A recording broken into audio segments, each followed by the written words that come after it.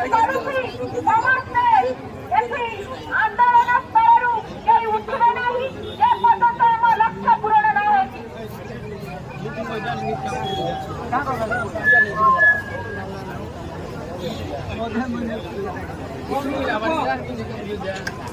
ରାଷ୍ଟ୍ର